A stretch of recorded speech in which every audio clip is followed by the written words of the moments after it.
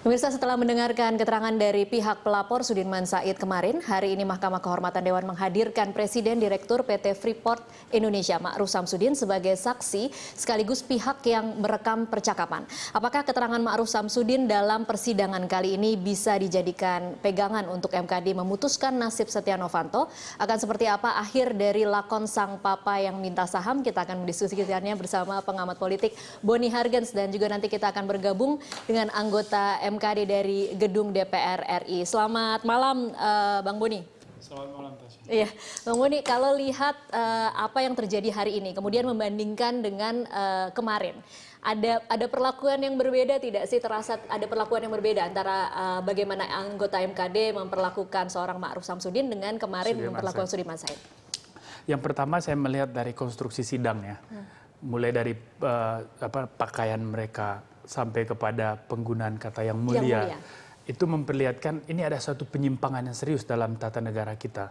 Ini Mahkamah Kehormatan sudah memainkan peran sebagai yudikatif. Padahal ini kan satu badan di dalam legislatif. Kita tidak pernah tahu sebelumnya seperti apa. Memang tidak pernah tahu sebelumnya. Atau penyebutan yang mulia itu ada atau tidak? Sama sekali enggak. Saya sebelumnya pernah berurusan dengan Mahkamah Kehormatan juga ketika saya mempersoalkan Ruth Sitompul dalam isu ras. Dan itu tidak ada pakaian seperti itu dan tidak ada juga pemakaian istilah yang mulia. Nah, di sini kelihatan sekali ada satu desain yang memang ingin bagaimana MKD memainkan peran di dalam politisasi kasus ini. Memang untuk konsumsi publik seperti untuk konsumsi publik dan juga untuk hidden agenda yang memang mereka mau siapkan. Dan dari awal saya sendiri sangat skeptis dengan dengan persidangan MKD ini. Karena saya membaca kebanyakan anggota MKD ini justru bonek-bonek Setia Novanto. Nah, kalau ini bonek Setia Novanto, lalu kita mau mengharapkan apa dari persidangan yang basa-basi ini? Yang mana yang bonek-bonek Setia Novanto nih? Saya kira hanya Golkar atau ada hampir semua Golkar ya, kecuali ada beberapa. Sebetulnya Golkar ini kan terbelah juga. Ada Golkar yang anti Novanto, ada Golkar yang memang pro dan sangat loyal terhadap Novanto.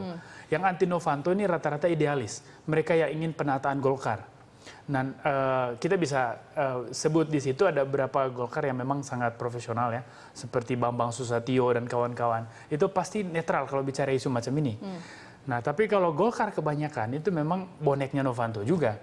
Nah, sama halnya dengan Gerindra. Gerindra juga ada geng Fadlizon, ada geng Desmond. Nah, geng Fadli, karena Fadli ini dekat sekali dengan Setia Novanto. Nah, tentu saja dia akan pasang badan habis-habisan. Tetapi suara Fadli tidak banyak di sana. Nah, terus kemudian PKS, ini satu suara. Lalu faksi-faksi pemerintah juga satu suara. Satu suara akan menghukum Setia Novanto atau otomatis satu suara untuk menghukum Novanto. Cuman kan pertanyaannya adalah ini bukan soal jumlah anggota di MKD, tapi siapa lebih berpengaruh. Nah, kelihatannya memang arus ini dimainkan oleh Golkar. Dari apa kita melihat? Pertama dari bagaimana mereka menyidang Sudirman Said. Sudirman ditempatkan dan diperlakukan seperti seorang terpidana. Dan itu kental sekali nuansa itu. Lalu kemudian Pak Ma'ruf juga sebagai saksi kok dicecar habis-habisan, seolah-olah ini persidangan pidana. Dan kelihatan Mahkamah Kehormatan ini sudah sangat tidak terhormat dan mengambil alih peran yudikatif.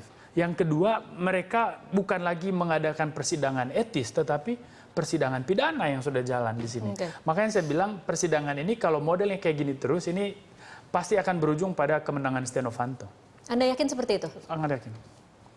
Bagaimana dengan dibuka, kemudian fakta-fakta itu diperdengarkan, kemudian mereka bisa kemudian... Nah, justru itu, makanya menurut saya, yang paling penting sekarang adalah konsistensi media massa dan tekanan publik, supaya kasus ini betul-betul serius untuk dijalankan. Karena upaya sekarang dilakukan oleh kelompok Setia Novanto adalah bagaimana melemahkan kasus ini. Mulai dari mereka mempersoalkan legal standing, mempersoalkan hal-hal teknis, dan termasuk pertanyaan anggota MKD tadi yang sangat tidak penting, tetapi membuang waktu begitu lama. Itu semua kan upaya untuk membeli waktu. Jadi dengan harapan bahwa ketika proses ini berlanjut lama, berlarut-larut, lalu keseriusan publik mulai hilang, tekanan mulai berkurang, ya akan terjadi politisasi, pelemahannya juga jadi lebih mudah. Ini yang terjadi. Tetapi saya kira kita tidak boleh mengikuti arus ini. Maka suara dari Pak Wakil Presiden Yusuf Kala itu sangat penting. Bahwa ini skandal terbesar zaman ini. Bukan karena berapa materi yang dirugikan. Tetapi potensi ini begitu besar untuk kerugian negara secara sistemik.